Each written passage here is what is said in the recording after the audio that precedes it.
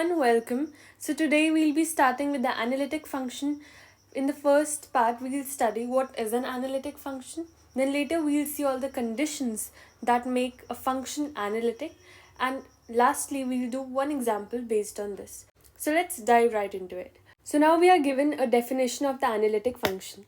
अब यहाँ पे लिखा हुआ है that let f set be a single valued complex function. जो ये लाइन सिंगल वैल्यूड है, इस पर बहुत आपको ध्यान रखना है कि ये एनालिटिक फंक्शन हमेशा सिंगल वैल्यूड फंक्शंस पे ही बोल सकते हैं हम. फिर उसके बाद बोला है कि it is defined in a domain D. Then f z is said to be analytic at a point z naught. अभी हम एनालिटिक देख रहे हैं किसी पॉइंट जेड नॉट पे of D if it is differentiable at every point in some neighbourhood of z naught. अब इसका मतलब क्या, देखो एक ग्राफ बना के इसको समझते हैं. So we'll make a complex plane पे ग्राफ. ठीक है, ये रियल एक्सिस है और ये इमेजिनरी एक्सिस है. अब हम एक फंक्शन डिफाइन कर लेते हैं एफ सेट किसी डोमेन पे. ठीक है, दिस इज़ द डोमेन.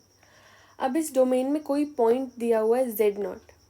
अब हम इस फंक्शन को जेड नॉट पे एनालिटिक तभी बोल सकते हैं अगर ये जेड नॉट पे तो डिफरेंशिएबल होना ही चाहिए, बट जो इसके नेबरिंग पॉइंट्स हैं यहाँ पर भी डिफरेंशिएबल होना चाहिए ये फंक्शन. तभी हम इसे एनालिटिक बोल सकते हैं जेड नॉट पे.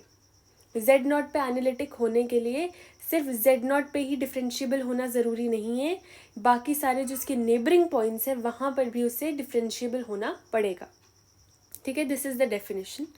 ओके, अब नेक्स्ट हम आते हैं.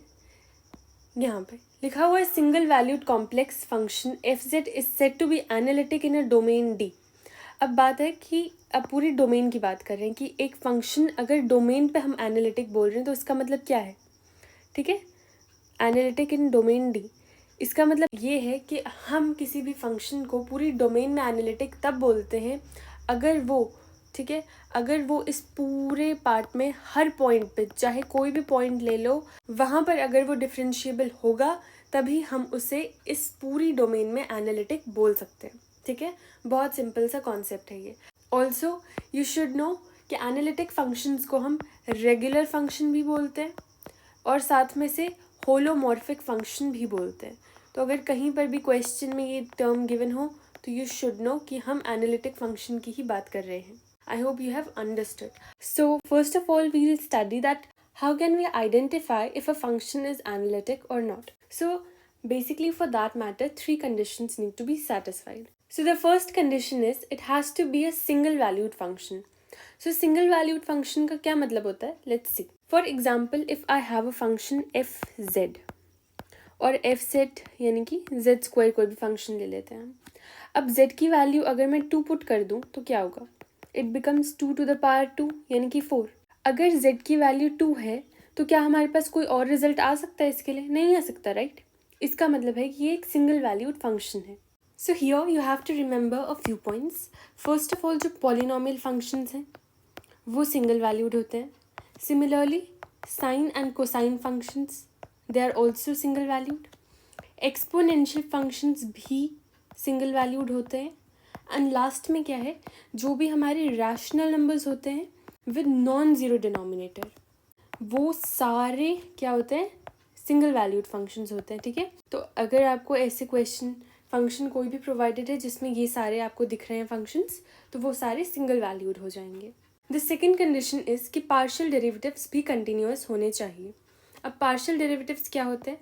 Del u by del x, del v by del x, del u by del y and del v by del y, ये सारे भी कंटिन्यूअस होने चाहिए. इनका यूज़ कहाँ होगा? We'll see later, but for now you should know कि ये सारे पार्शियल डेरिवेटिव्स कंटिन्यूअस होने चाहिए. And the third condition is कि सी आर इक्वेशन सेटिस्फाई होने चाहिए. So what is a C R equation? C R equation में होता है del u by del x has to be equal to del v by del y, and जो del v by del x है it has to be equal to minus del u by del y. Therefore अगर ये भी equation satisfy हो जाए तो we can say that a function is analytic. So now let's start solving some questions. So now we have the first question. Here we have to show that the following functions are continuous everywhere but they are not analytic anywhere. अब first function हमें given है x y plus iota y. अब इसमें solve कैसे करना है, देखो F set जो फंक्शन है उसमें एक रियल पार्ट होगा यानी कि यू, जो कि फंक्शन होगा एक्स कॉमा वाई का, और एक इमेजिनरी पार्ट होगा वी, वो भी फंक्शन होगा एक्स कॉमा वाई का। ठीक है, ये रियल पार्ट है यू और ये इमेजिनरी पार्ट है v. Therefore I can see that जो एफ सेट है, ये जो रियल वाला पार्ट है यू, इसमें ये सब्सटीट्यूट कर देते हैं, और जो ये वाला इमेजिनरी पार्ट है इसमें ये पूरा सब्सटीट्यूट कर देते हैं। ये हो जाएगा x y plus iota y. इससे हमें पता चल रहा है कि जो यू एक्स कॉमा वाई है यानी कि जो रियल पार्ट है उसकी वैल्यू है एक्स वाई, एंड जो वी एक्स कॉमा वाई है यानी कि इमेजिनरी पार्ट उसकी वैल्यू है वाई। आयोटा वाई नहीं है, आयोटा तो यहाँ पे आयोटा था इसीलिए आयोटा लिखा है, याद रखना। अब हमें रियल और इमेजिनरी पार्ट पता चल गया। अब देखो यू एक्स वाई है और वी वाई है, और एक्स वाई यानी कि पॉलिनॉमियल और वाई भी क्या है, पॉलिनॉमियल है, और जो पॉलिनॉमियल्स होते हैं वो कंटिन्यूअस है।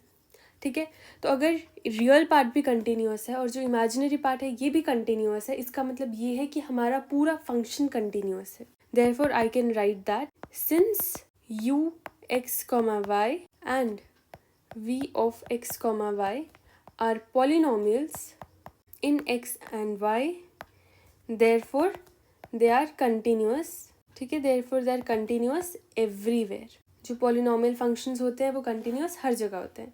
देयरफॉर अगर रियल और इमेजिनरी पार्ट कंटिन्यूअस हैं तो हम बोल सकते हैं कि जो पूरा फंक्शन है ये भी कंटिन्यूअस है। ठीक है, is also continuous everywhere. So question का फर्स्ट पार्ट हमने प्रूव कर दिया है जो था कि कंटिन्यूअस बताना है। अब सेकेंड पार्ट दिया हुआ है कि हमें बताना है कि ये कहीं पर भी एनालिटिक नहीं है। तो एनालिटिक की हमने क्या कंडीशंस पढ़ी थी, सबसे पहले ये था कि हमें उसे सिंगल वैल्यूड बताना है। तो पॉलिनॉमियल फंक्शन है, हमें पता चल गया। तो पॉलिनॉमियल फंक्शन है अगर ये, तो ऑब्वियसली ये सिंगल वैल्यूड होगा ही। अब एक कंडीशन ये थी कि हमने सी आर इक्वेशंस बतानी है।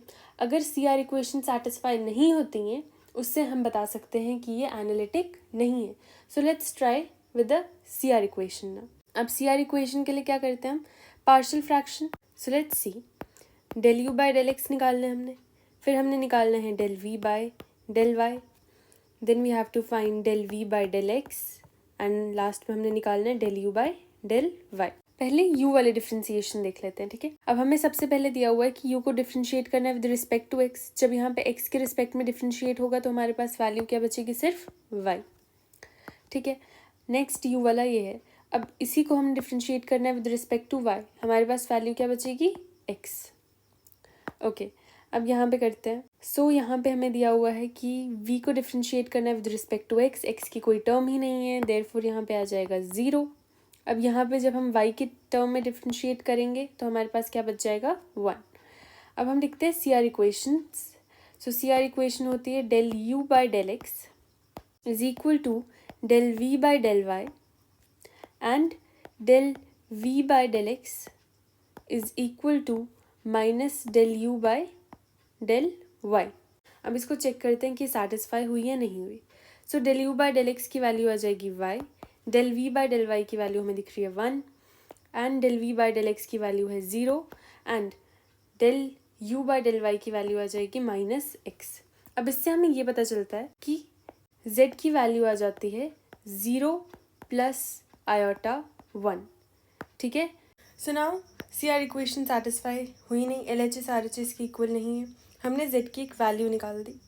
अब देखो ये जो z है इसको हम मान लेते हैं कि ये एक z नॉट है। ठीक है, ये एक पॉइंट है z नॉट। अब ये जो z नॉट है सिर्फ यहीं पर सी आर इक्वेशन सेटिस्फाई हो रही है, जो इसके बाकी नेबरिंग पॉइंट्स है वहाँ पर सी आर इक्वेशन सेटिस्फाई नहीं हो रही है। So what have I written here, I have written that at least one of the CR equations is not satisfied for all z not equal to 0 plus iota 1। मतलब इस point को छोड़ के जो बाकी सारे डोमेन में पॉइंट्स हैं वहाँ पर CR इक्वेशन सेटिस्फाई नहीं हो रही है। ओके, अब देखो अगर CR इक्वेशन उन सारे पॉइंट्स पे सेटिस्फाई नहीं हो रही है, therefore I can say that वहाँ उन सारे पॉइंट्स पे डिफरेंशिएबल भी नहीं हो रहा होगा फंक्शन, राइट। और अगर उन सारे पॉइंट्स पे डिफरेंशिएबल नहीं होगा फंक्शन तो यानी कि उन सारे पॉइंट्स पे एनालिटिक भी नहीं हो सकता है function. So I have written f z is not analytic for all z not equal to iota. यानी कि हम z is equal to iota, यानी कि जो z0 था, ठीक है, आयोटा लिख दो या फिर 1 आयोटा लिखो, इट डजेंट मैटर, ठीक है। हम आयोटा वाले पॉइंट को भी नहीं मान रहे हैं, ठीक है। हम बोल रहे हैं कि जो बाकी सारे पॉइंट्स हैं इस डोमेन में, ठीक है, जो इसके नेबरिंग पॉइंट्स हैं, वहाँ पर CR इक्वेशन सेटिस्फाई हुई नहीं, यानी कि वहाँ पर डिफरेंशिएबिलिटी हम बोल सकते हैं कि नहीं है, और अगर वहाँ डिफरेंशिएबिलिटी नहीं है तो वो एनालिटिक भी नहीं होगा।